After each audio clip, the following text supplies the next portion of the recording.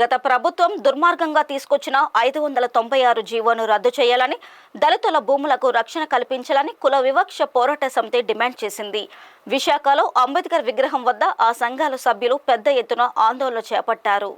ఈ సందర్భంగా కేవీపీఎస్ నాయకులు వై రాజు, ఎం సుబ్బారావు మాట్లాడుతూ గత ప్రభుత్వం దళితులకు తీవ్ర అన్యాయం చేయడంతో చంద్రబాబుకు తామంతా మద్దతు పలికామని తెలిపారు. గత ప్రభుత్వ హయాంలో రాజకీయ నాయకులు, అధికారులు అక్రమంగా దోచుకున్న దళితుల భూములను స్వాధీనం చేసుకుని తిరిగి వారికి అప్పగించాలని ప్రభుత్వాన్ని డిమాండ్ చేశారు.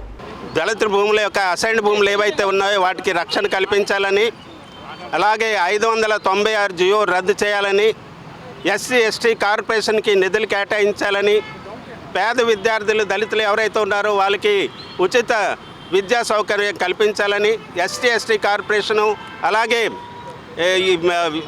ఎస్సీ ఎస్టీ సబ్ప్లాను నిధులు వెంటనే కేటాయించాలని తదితర డిమాండ్తో ఈరోజు కేవీపీఎస్ ఆధ్వర్యంలో ఈ కార్యక్రమం జరుగుతుంది. ఈరోజు ఉత్తరాంధ్రలో వందలాది ఎకరాల భూములు, అసైన్డ్ భూములు ఏదైతే ఉందో అవన్నీ కూడా భూబకాసురులు అన్యాక్రాంతం చేయడానికి ప్రయత్నం చేస్తున్నారు. అసైన్డ్ భూముల యొక్క వివరాలని వెంటనే బహిర్గతం చేయాలని గతంలో కూడా డిమాండ్ చేస్తాం. అయితే అధికారులు ఏవో ఎలక్షన్ ఇది అని చెప్పేసి దాన్ని వెనక్కి నెట్టడం జరిగింది.